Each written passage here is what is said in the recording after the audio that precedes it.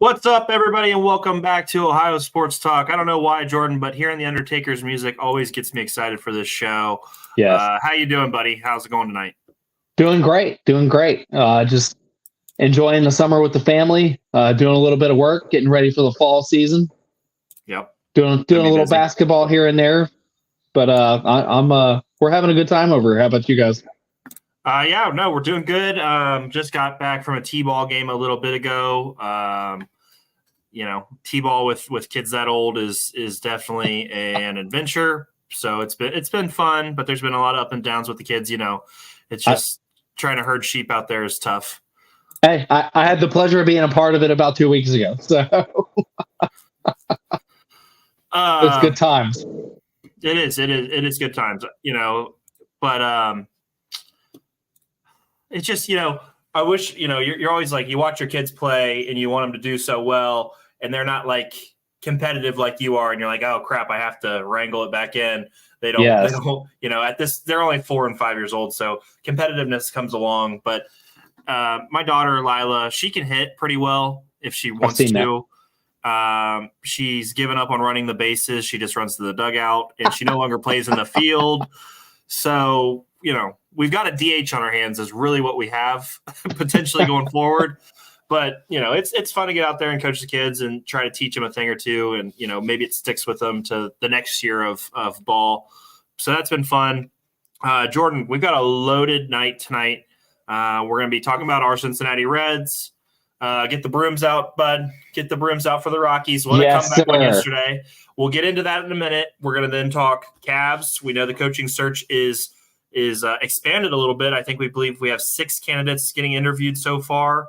And then we're going to talk about potentially some news that broke today about the Lakers that could impact the Cavs if the stars align. And then we're going to touch on the Guardians because they are, by all rights, one of the best teams in baseball right now. And we're going to end with some Ohio State recruiting. Big news in that realm. Ryan Day and company are absolutely killing it as always. So we're going to give them their flowers. Want to give David Williams a quick shout out. He was in the chat early. Thank you, David. Appreciate you. Guys, if you have not subscribed to YouTube, please do. We're almost at 200 subscribers. Just help us out, get to that number, and we'll leave you alone about it. It's Ohio Sports Talk. Thank you, guys. We appreciate you. Jordan, let's talk a little sports, buddy. We come off a series. We sweep the Dodgers, struggle against the Cardinals. We win the next 2 series. We swept the Rockies, put up a bunch of runs, but we had 13 in the first game, 4 in the second game, 12 in the final game. Obviously, runs are a lot easier to score in Colorado, but dude, crushing the ball, absolutely crushing the ball against the Rockies. What were your thoughts on that series? What were your thoughts on the big Spencer Steer go-ahead home run that was then followed up by Jonathan India smashing one? Grand slam. Get out the dry bread and mustard. It's grand salami time. Incredible. Man. Incredible, dude. I was so amped, so happy for this team. And now we're going to update you as we go along, obviously, before you break down that Rocky series. Reds are up 5-4 on the Cubbies. Let's go. Spencer Steer's up, no outs with a runner on first. Let's go. Let's go. Now, tell me how you felt about that Rockies series, because that was a good series also. The Rockies series. Sometimes, Douglas, you got to go out west and find yourself, and that was the 100% truth for the Reds. Now, they had a good series in Chicago. We had that rain game, but it was all about the offense. It was all about the bats. Night 1 was just a hailstorm of runs. I think they finished with 12 hits total, 13 runs. Absolutely outstanding. It's what they needed. Night 2, they had to battle a little bit, Doug. They four runs. They gave up a little bit there at the end, but it was good to see them do it defensively and offensively. Then night 3. Night 3, we had to play the comeback kid role, and it was really good to see the Reds win in all 3 phases. They had a game where it was on cruise control and everybody could have fun. They had a game that was competitive, and they edged them out. They took the lead and they didn't give it up, and had a game where things looked abysmal. We know where Ashcraft ended up after that game over in Louisville, but they battled back. Like you said, we got to the ninth inning. I think one of us was about to throw the white flag. I'm not naming names. I'm not naming names. And then you looked over in the ninth inning. I think they scored a total of 7 runs. So it was absolutely outstanding. Jonathan India, man, 5 RBIs on the day, 1 sack fly, one grand slam. Absolutely, kind of what he needed. He wasn't necessarily struggling, but he just kind of went through a phase that was really kind of vanilla for his play. So everybody all around, the bullpen came out and did what they needed to do. It just, really coming out in game 3 when you're down that much. And I think our bullpen only gave up a total of 3 runs. Anytime your bullpen's called out around the 4th inning in a Colorado ballpark that's known for giving up astronomical numbers when it comes to home run, especially with the thin air. And it's not necessarily a pitcher's friendly park either with that kind of elevation change. And to ask a bullpen to go out and do almost 5.5, 6 innings of baseball, that's phenomenal to see. So again, we got pitching, we got bullpen, we had guys hitting nonstop, we had guys coming through, when we were kind of shorthanded and it looked over. So really, it's a series that had all 3 phases of the game, and I hope they can cap it off tonight with a win against the Cubs. Game 1 of a 4-game stand here in NL Central. But Douglas, I think they kind of found themselves, kind of reminiscent of the team that we saw last year that got hot. Yeah, and that's what we've kind of been waiting for as fans. Maybe we can get some more of that magic that we had last year, and it feels like we're heading in that right direction. We've got Fraley's up to bat. We still got a runner on first, 1 out. If you want to take a quick look at the basketball game, the Celtics are up 17 on the Mavericks right now. Not good for my personal money. Celtics came out and shot 56% in the first half, 47 from the 3-point line. Going to be hard to beat them when they're shooting that well from the 3-point line. But Jordan, Reds are in a close one. Pull this one out. We're 1 step closer to getting to 500. What did we say a couple weeks ago? We got to get to 500 before we get to the All-Star break. And what did you say? Because I thought we needed to get to 500. You said something else. What did you say? I play the clip. You said we need to be above 500. Above 500. This is true. And I was more optimistic of us getting there. And one note I skipped over.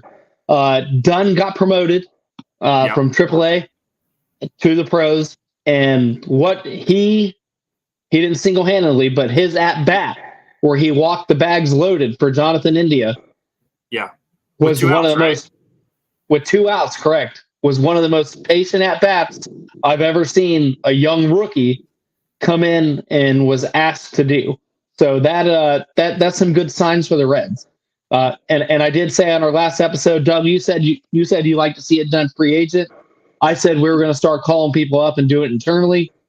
And I still think they can make moves, but I expect the Reds to continue to call people up either from injury and internally from AAA and AA. So I think that trend's going to continue in that direction. Okay. No, and I think that's fair too. So in a barn burner here with the Cubs. Cubs are 31-31. When you look at the standings, Jordan, right now where things are shaped out, we're all chasing the Brewers. We're 7 behind the Brewers. Cubs are 5. Cubs, 31-31. We're log jammed here with 4 teams in the Central. We're all battling for those wild card spots. I know it's still very early to be getting into these conversations, but we're a game and a half. We're a game and a half out of the wild card. Yeah. So that wild card race, Doug, I think it's going to be a photo finish. I think that spot is going to be an absolute bloodbath to get to. I think it's going to be decided probably in the last week of the season. So with the way things are kind of panning out, and you look at like you hitting it, you kind of hit the nail on the head. The competitiveness of the NL right now, that wild card spot is going to be must see TV from probably, I'd say, 2 weeks into July all the way to the hunt for October. I think it's going to be an absolute fantastic thing to see. Yeah, no, and I forgot to switch our banner over there, but there's Jonathan India touching home after his grand slam. Very happy for Jonathan India. Like I said, 1.5 games back. We're in a barn burner with the Cubs. We'll keep you posted on that. Hey, great opportunity to play winning baseball here, Jordan, and keep it moving in the right direction. Let's transition though. Cleveland Cavaliers. We are in the midst of a coaching search. We put out a graphic the other day, Jordan. We've got 6 names here right now: Kenny Atkinson, James Borrego, Johnny Bryant, Chris Quinn, Micah Nori, David Adelman. We've got 6 guys we're bringing in for interviews. Those are the 6 that have come to light that we know for a fact we're bringing in for an interview. Have you changed your mind at all on Kenny Atkinson? No, I'm going to stay on this ship for better or worse. I'm pulling for Kenny Atkinson. I do believe the Cavs have to do their due diligence. I think it would be kind of in bad taste for Altman not to take these other interviews, especially kind of with the first domino falling over in the Lake Show. So them kind of setting up what they want. Everybody that didn't get that job or thought they were going to get that job, it kind of opens the door, and it's going to make Cleveland do some more work. So I think maybe we call JJ Redick and at least sit down with him. I mean, you have to, right? Theoretically, I do too. I think we add him to our interview list. I agree. I think you have to. I think it would be nonsense for Kobe Altman, especially because he's still under the hot seat in my mind, Doug. He has to hit a home run and get this right, because they can't degress from this year and last year.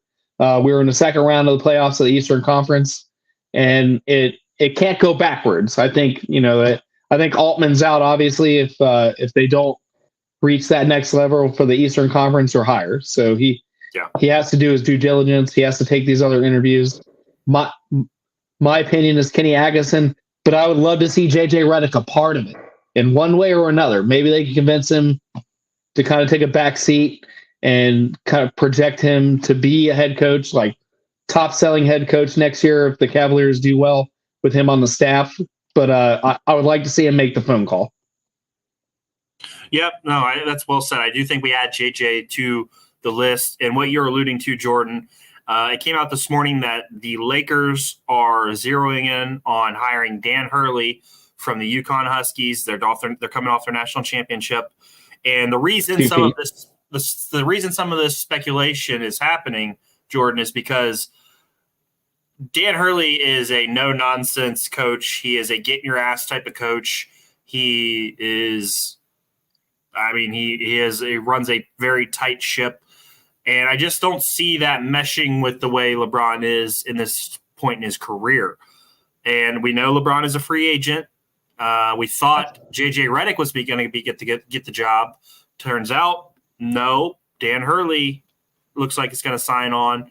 This opens up the door to LeBron potentially returning to Cleveland, Jordan. And when they hired JJ Redick, I thought that was over, because JJ and him do the podcast together. They're like-minded offensively. I think they could work together in that way. This reopens that door to a LeBron return. What are your thoughts about LeBron coming home one more time? I think the dream, and it's not even a dream anymore. I think it's an actual reality that there's a high percentage, and I'm not daring enough to put it out there on a percentage, but I'm feeling it.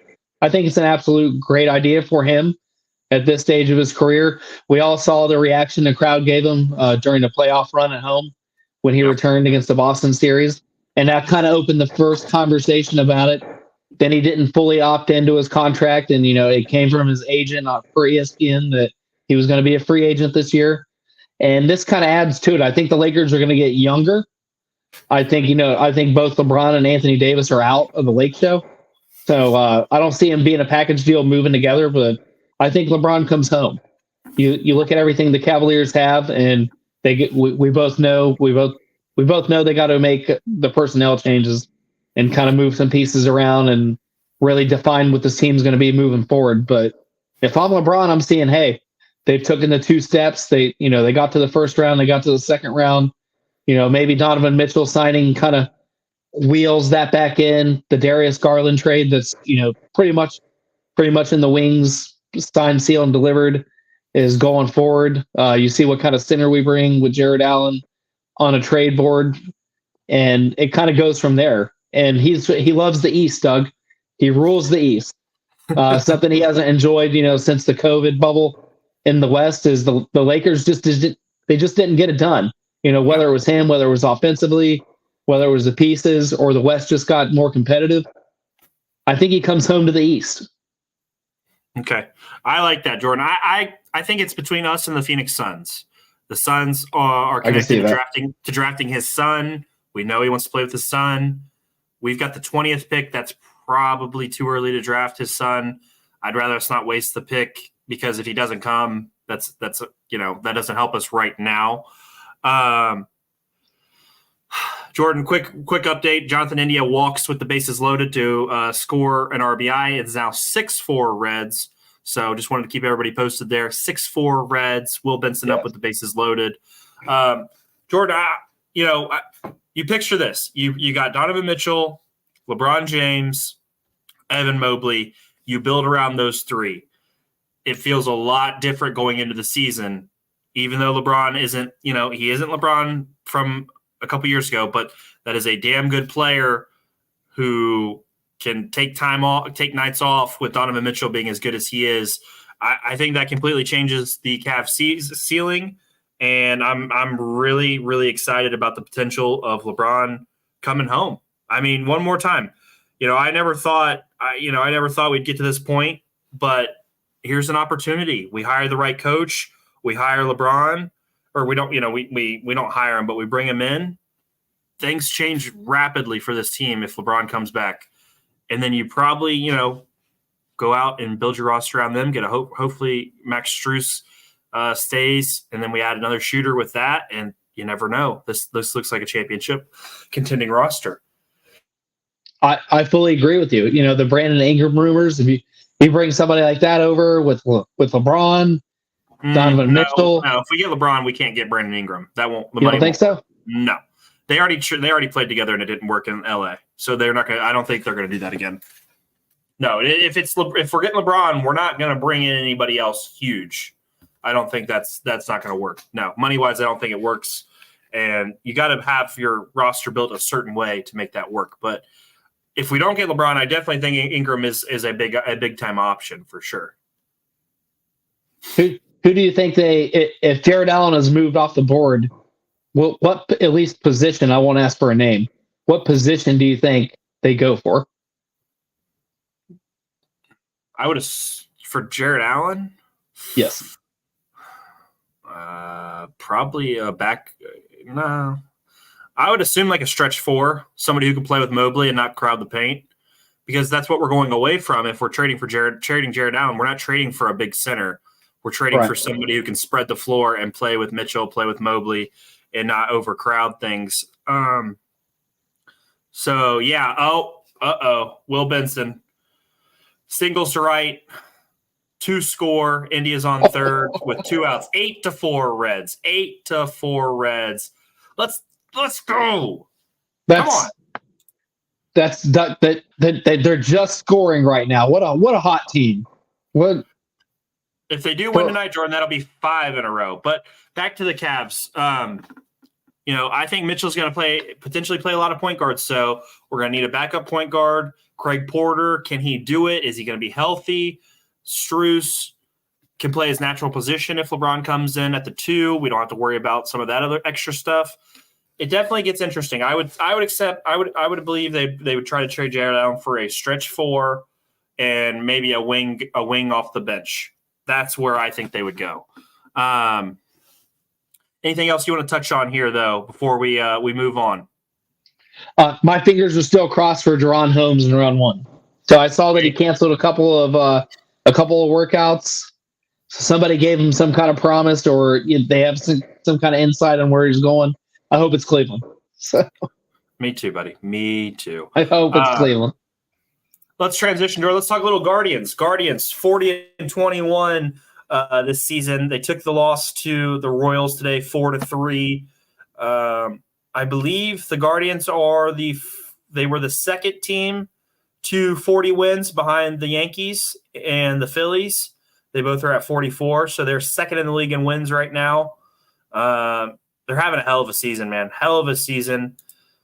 You know, you've definitely been touching on them a little bit more on Twitter recently. From what I gathered, the Guardians, the main Guardians fans, the core group, they still think that they need to go out and get a starting pitcher to go along with the rest of this rotation.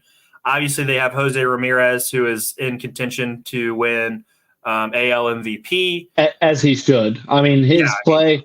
We don't get to watch their games, Douglas, but just watching the stats as they go along, and we have a lot of Cleveland fan base here on our page, so kind of touching base with them and hearing what they say, and us even having a Cleveland insight on 2 shows ago. It's been fun. It's been really fun, and he's playing phenomenal baseball. He had a home run and a single earlier today. So he went 2 for 4, but that just his season, even on defense, it's a complete body of work. So he is the real deal when it comes to baseball, and the Guardians are lucky enough to be the ones to receive such a talent. So might I touch in? I saw a graphic that absolutely made me drop my jaw. Out of the highest paid teams in NL, the Guardians are kind of below 10. So you look at like what the Yankees spend, almost $300 million. The Guardians are under that by quite a bit for a team that's only for second place overall in AL. So they are just hitting home runs left and right, both in the field and in the front office. So Cleveland's doing a lot of great things right now, Guardians wise. He's leading them in all major categories because Stephen Kwan does not qualify and David Fry does not qualify. But he's hit 276, 17 home runs, 60 RBIs, 335 on base percentage, 66 hits. Incredible season. Obviously, Stephen Kwan is hitting 365. He's an incredible hitter. But again, the Guardians, they're playing such good baseball. I know they dropped one today, but very impressed, very, very impressed with the Guardians. Against a good Royals team. Don't take anything away from the Royals. They're right there in AL with them too. And I know their makeup game is coming back in August. I know they got rained out about 2 nights ago. But I think that game's probably going to decide in some kind of seeding, that makeup game between those 2 teams. So it's fun. It's fun to be an Ohio fan right now for both Cincinnati and Cleveland. For sure. Ramirez 5th in the league in home runs, 1st in RBIs. So again, like we said, putting together an impressive season. Just an update on stolen bases because that supports Ellie. Ellie's at 32. The next closest guy is at 21. 11 steals more than the next closest guy. Ellie is putting on a fantastic performance in terms of stealing the bases. But we're gonna try to touch on the Guardians a little bit more because they're playing so good, and it feels like we need to give them their respect. And we've been trying to do that more recently, Jordan. I know we've made a concerted effort. But let's transition one more time. Ohio State recruiting, Jordan. What was that? Was that today or was that last night? Where the big announcement? It was late last night, early today, depending on what network hit the news. I think it was 100% confirmed today because it's been talked about probably the last week and a half, and the decision was pulled. So the last 48 hours for Ohio State football recruiting has been absolutely outstanding. Sanzenbacher, Ryan Day, you got to give them their due right now. They are absolutely killing it. And I'm sure Chip Kelly had something to do with it when it comes to running backs. So getting Bo Jackson Jr. in the building and committed. Wow, Doug, it's huge. It just keeps going. They have to translate it on the field. We all know that much, but right now, damn, it's definitely a step up. I'm excited. The guy's got kind of eye-popping charts coming out of high school. and his metrics and everything else that kind of goes with it. And the fact that he's a son of a legend. I mean, I'm sure that's worked out for Ohio State recently. So maybe we can kind of keep that trend going. Shout out to Marvin Harrison Jr. absolutely killing it for us the last couple of seasons. He's going to do great things over in Arizona in the pros. But what a score, Douglas! I can't say enough on it. Give me your thoughts. How are you feeling as both an analyst and a fan? Well, as a fan, obviously, I'm beyond excited. You look at these national ranks the last couple of years for Ohio State, and it's kind of mind-boggling. First in the nation for next year after the big signing. First in the Big Ten. They're going to be first in the Big Ten for a long time in recruiting. A 95.32 class score. Insane. The two corners that they brought in, they were a pair. Taven St. Clair, the number 3 quarterback in the country. They bring in Carter Lowe, the big fella from Toledo. It's an insanely strong class. With Denzel Burke finishing his career, and just we know about the safety we got from Alabama in the portal. That's just I'm impressed, Douglas. We got to fast forward. I want to enjoy my summer, but damn, I'm ready for some August kickoff. We got to get there. And then, like you said, we've got these two corners coming in to replace our already NFL level corners. Insane. Bo Jackson signs the number 4 running back in the country. He's playing up in Cleveland, Ohio. Huge signing. I mean, there was some rumblings that he could end up at Georgia or Bama. Ohio State gets him to sign on the line. It's a hell of a class. Super excited about the team. And you know what, Jordan? We go back and look at this past year's recruiting class. We finished 4th, 2nd in the Big Ten, but we bring in Jeremiah Smith, who's could be the next all-time great Ohio State receiver. Yes. I'm looking forward to seeing him play. I'm so excited to see this kid play. I mean, I just feel like we get Aaron Nolan kind of solidified the quarterback position even before the transfer portal. It's big wins all around for the staff. Well, then think about the transfer portal, Jordan. We get Sayin from Georgia. We get Downs from Bama, 2 of the best players in the portal. We get the center from Alabama. Crazy. We get Judkins from Ole Miss. That's the best running back. McLaughlin from Alabama, like you just mentioned. We are so loaded with talent. It's almost hard to keep up with how much talent Ohio State has right now. But the problem with that, Jordan, is the expectations. The expectations are championship or bust, and we keep hammering that home because it's what it's got to be. I know the 12-team field makes it a little bit harder. It's got to be a championship this season for Ohio State. There's no more excuses. There's no more, Ryan Day, this, Ryan Day. No, if he doesn't win the title this year, it's over. He's fucking gone. I'm going to use language. I made it happen. I made it 30 minutes without dropping one, but he's fucking out the door. Ryan Day doesn't get it done this year, regardless of how much we respect him and we'll thank him, and we'll send him with his flowers out the door. But it's too much talent. He's got to go. This is the most talented roster that I can remember, probably since the Troy Smith era that we've had on this squad. And 2015 when we won the title. 15 we won a title, but I'm talking individual class group. 15 was a special year. They squeaked a lot of stuff out.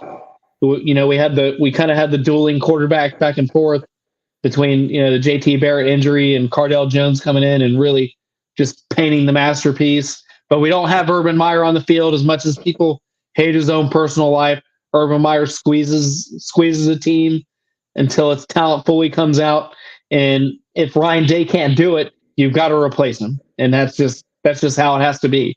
At the end of the day, you're the Ohio State Buckeyes, and we haven't felt like the Ohio State Buckeyes in a few years when it comes to finishing big games, and it's got to get back to that level. We did it on paper. We brought in the personnel. We got the athletes. We bring in Chip Kelly to fix the offense.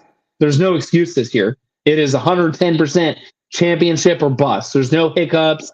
There's no bullshit things that happen. You have the quarterbacks on the roster to, prepare for any kind of injury. You have the depth to, make the marathon. This is the best team I've seen in years put together. It has to be now or never. And if it's not going to be now, then Ryan Day's got to go. Maybe we apologize to Luke Fickell publicly. I don't know, but Ryan Day's got to go. I love the guy. I love his passion. We kind of saw it during the Notre Dame game. He finally had that moment where I didn't agree with everything he said, but with Lou Holtz. But I loved it as an analyst, as a fan. It's what your players need to see, that side of you. And it just kind of, we fizzled off there during the most important game. But it's got to be now or never, Doug. I mean, I don't know how else to put it. Yeah, no, I totally agree with you. It is championship or bust for Ryan Day. And I'm sure he knows that too. There's no more hand holding. I like when he took Lou Holtz to the woodshed. I wish he would have, maybe tried that shit against Michigan in the biggest game of the year, but yes. You know how that goes. All right, Jordan. We'll obviously there's so much more to come with the Buckeyes. It's going to be we're just getting warmed up. Just warming up. We just wanted to touch on some recruiting stuff because, we talked schedule last week. We'll talk recruiting this week. We'll keep working our way into it until game one. But Doug, before we leave, let's hit on your Brownies. Let's really dive in. Their front office made a lot of great moves. I want to give credit where credit is due. So let's take that one to the woodshed. I like to wait till training camp. We get a little bit closer. For now, it all seems like lip service. Everybody's running around without the pads on. Deshaun Watson looks great throwing the ball when there's no coverage, that kind of stuff. I just don't want to buy into that hype too much. So I'm going to wait till training camp to really get into it. And are you happy about Are you happy about the coaching and the GM extension? Yes, Andrew Berry and Kevin Stefanski 100% deserve those extensions. They have given the Browns something they haven't had, and that is stability. And you have to have stability at the top, and it has to trickle down. And that's what these two have given the Browns. Super excited about the extensions. Just makes the team feel more legitimate going forward. And I am very excited about where the team is headed. But again, I don't want to go too crazy on some non-padded practices. Think about this. Think about how the Bengals reacted to Joe Burrow sitting out 2 days in a row. We get so excited about things that don't matter, I know. That's what I'm saying. I'm not going to get too excited about Deshaun Watson's velocity coming out of his hand when nobody's covering the wide receivers. It's a little bit of overkill sometimes. But I was happy to see your organization make the moves and extend both the GM and head coach. For sure. Like you said, that stability matters. As much as I hated the Marvin Lewis era, everything kind of before that wasn't stable.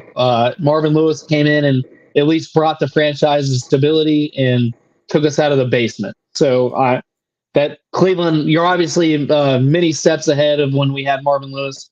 The talent is absolutely there on defense. If they can unlock the offense, you guys are going to be scary. Nick Chubb's coming back off major surgery, but he's saying and doing all the right things. The organization's behind him. Like you said, I'm kind of hyping up a little bit, but as a Bengals fan, I'm a little bit worried, Doug. These extensions, I read about it. Then I heard Nick Chubb, take the radio and take the waves, and man, I'm ready for some NFL season 2. But I think Ohio's going to have something to say with major implications in NFL this year. So I'm happy to see both teams kind of really step into that role and take over the media waves. So I was happy to see Cleveland kind of get their moment this week when it came to the extension talk. Yep. No, it was smart decision, right decision. Obviously I'm looking forward to the NFL. I just sometimes people, I just didn't want to go on the hype date train too early. And then, some injury happens or something crazy happens. Right. I don't want to go. So let's wait till training camp, and then we'll really start to hammer that home. Jordan, at our peak tonight, we had 70 eyeballs on the show. Thank you to each and every one of you. Thank you. Thank you to everybody who's commented. Find us on social media. On X, we are OH_Sports Talk. On YouTube, we are Ohio Sports Talk. Help us get to 200 subs on YouTube. And then on TikTok, OH_sports talk. We're doing a lot more on TikTok. That's been fun.